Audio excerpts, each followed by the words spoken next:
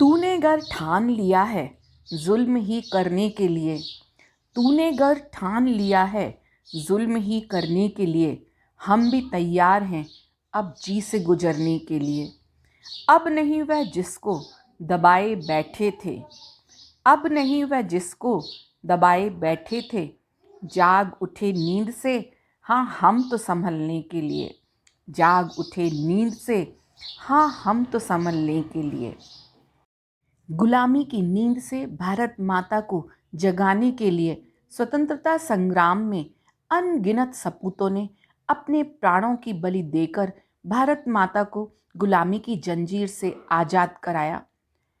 अंग्रेजों को भारत से बाहर कर देश के जिन वीर सपूतों ने आज़ाद कराया, उसमें सबसे कम उम्र के बालक भी अपनी आहुति देने से पीछे नहीं हटे। क्रांतिकारी अमर शहीद हेमू कालानी, जो कि बहुत ही कम उम्र के थे, उन्होंने भारत को आज़ाद कराने के लिए हंसते हंसते अपने प्राणों को न्यौछावर कर दिया। शहीद हेमू कालानी का जन्म 23 मार्च 1923 को अविभाजित भारत के सिंध इलाके के सबचार स्थान पर हुआ था, जो अब पाकिस्तान में है। इनके पिता पेसुमल कालानी एक व्यापारी तथा माता श्रीमती जेठीबाई धार्मिक महिला थी। प्राथमिक कक्षाओं की शिक्षा के उपरांत हाई स्कूल की शिक्षा हेमू कालानी ने 1942 में तिलक विद्यालय से उत्तीर्ण की थी। हेमू कालानी के चाचा जी श्री मंगाराम कालानी कांग्रेस के कार्यकर्ता थे। हेमू बचपन से ही उनके कार्यकलापों से प्रभावित थे और उन्हीं के कारण हेमू के अंदर स्वतंत्रता की भावना जागृत हुई। जिस प्रकार शहीद भगत सिंह अपने चाचा अजीत सिंह से प्रभावित हुए, उसी प्रकार हेमू पर भी उनके चाचा मंगाराम जी कालानी का प्रभाव पड़ा। यह एक संयोग है कि हेमू कालानी का जन्मदिन तथा शहीद भगत सिंह की पुण्यतिथि एक ही है, 23 मार्च। जिस समय भगत सिंह शहीद हुए, हेमू की उम्र 8 वर्ष थी। होश संभालते ही हेमू ने क्रांतिकारी गतिविधियों में भाग लेना शुरू कर दिया। हेमू बचपन से साहसी तथा विद्यार्थी जीवन से ही क्रांतिकारी गतिविधियों में सक्रिय रहे। हेमू कालानी जब मात्र 7 वर्ष के थे, तब वह तिरंगा लेकर अंग्रेजों की बस्ती में अपने दोस्तों के साथ देश प्रेम का गीत गाते और भारत माता की जय के नारे के साथ लोगों में जोश भरने का कार्य करते थे और दोस्तों के साथ क्रांतिकारी दल बनाकर उनका नेतृत्व करते। बच्चों के साथ तिरंगा लेकर मार्च करना उनकी दिनचर्या थी।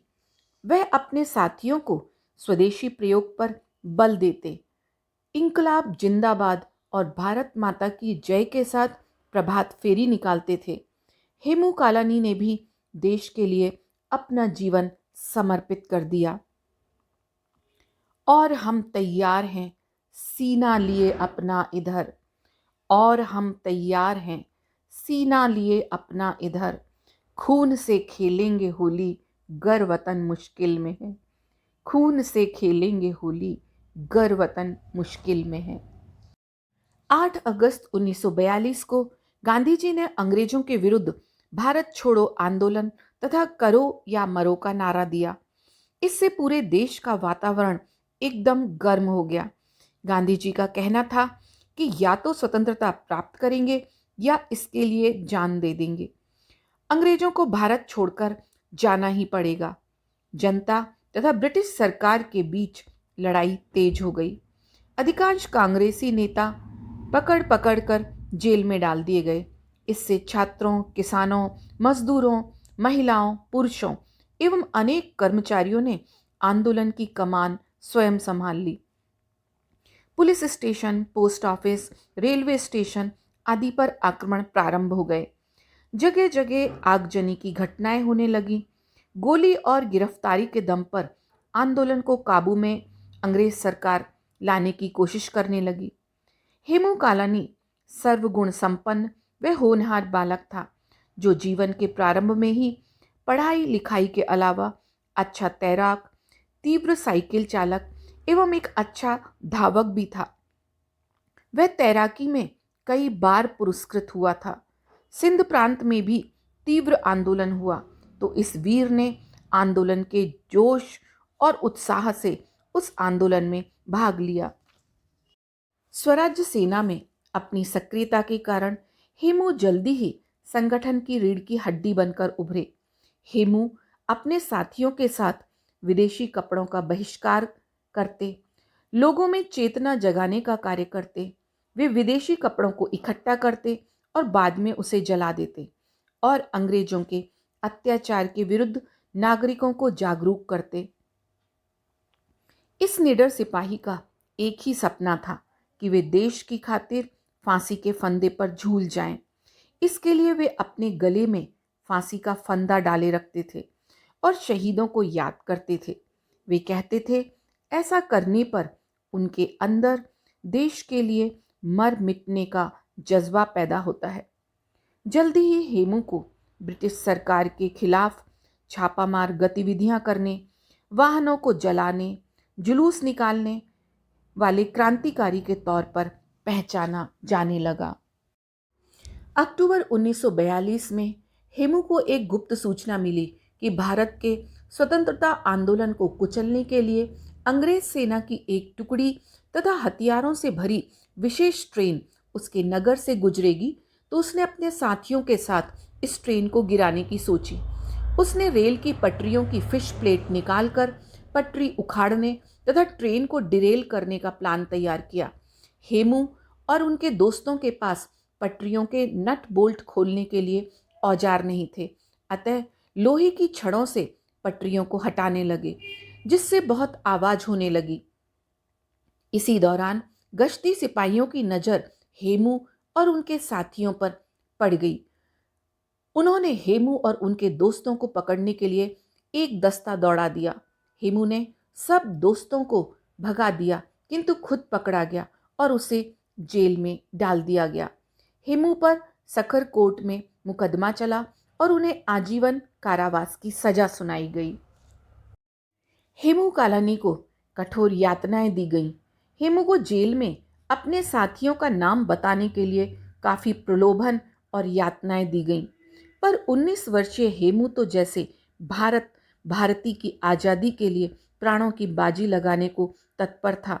अंततः ब्रिटिश अधिकारी कर्नल रिचर्डसन ने सखर कोर्ट के फैसले को फांसी की सजा में बदल दिया। उस समय के सिंध प्रांत के गणमान्य लोगों ने एक याचिका दायर की और वायसराय से 19 वर्षीय हेमू को फांसी की सजा ना देने की अपील की। वायसराय ने इस शर्त पर यह स्वीकार किया कि यदि हेमू अपने साथियों का नाम और पता बताए तो फांसी की सजा माफ हो सकती है, पर भारत माता के इस नन्हे वीर सपूत ने यह शर्त अस्वीकार कर दी। कहा जाता है कि सिंध के नेताओं ने गवर्नर जनरल से मिलकर हेमू के वजन के बराबर सोना देने का प्रलोभन भी दिया, पर सब व्यर्थ रहा। हम तो निकले ही थे घर से बांध कर सर पे कफन, हम तो निकले ही थे घर से बांध कर सर पे कफन, जहाँ हथेली पर लिए जो बढ़ चले हैं ये कदम, जहाँ हथेली पर लिए जो बढ़ चले हैं ये कदम, जिंदगी तो अपनी मेहमा मौत की महफिल में है, जिंदगी तो अपनी मेहमा मौत की महफिल में है, सरफरोशी की तमन्ना अब हमारे दिल में है। नन्हे वीर हेमू की मां ने अपने आंसुओं को रोकना चाहा, लेकिन ममतामयी आंखों से आंसू छलक आए। ममता और निडरता का ऐसा नजारा देख अन्य कैदी भी रो दिए। हेमू की आंखों में भारत माता का कर्ज अदा करने की अनोखी चमक थी, क्योंकि उसके बचपन का यह सपना था कि वह अपने आदर्श शहीद भगत सिंह की तरह देश की आज़ादी के लिए खुशी खुशी फांसी के फंदे पर झूल जाए। जब फांसी से पहले हेमू से आखिरी इच्छा पूछी गई तो उन्होंने भारतवर्ष में फिर से जन्म लेने की इच्छा जाहिर की। अपनी मां की चरण वंदना करते हुए हेमू ने कहा कि मेरा सपना पूरा हुआ, अब भारत माता को आजाद होने से कोई नहीं रोक सकता। 21 जनवरी 1943 में 19 वर्ष के भारत माता के इस महान सपूत हेमू कालानी को फांसी की सजा दे दी गई। भारत को स्वतंत्र कराने में देश के नन्हे क्रांतिकारी हेमू कालानी का नाम हमेशा अमर रहेगा। 18 अक्टूबर 1983 को देश के प्रधानमंत्री इंदिरा गांधी एवं शेरे सिंध शहीद हेमू कालानी की माताजी जेठीबाई कालानी की उपस्थिति में नन्हे क्रांतिकारी हेमू कालानी का डाक टिकट जारी किया गया। गुलामी की जंजीरों में जकड़ी भारत माता को आज़ाद कराने में इस नन्हे क्रांतिकारी के योगदान को कभी नहीं भुलाया जा सकता है।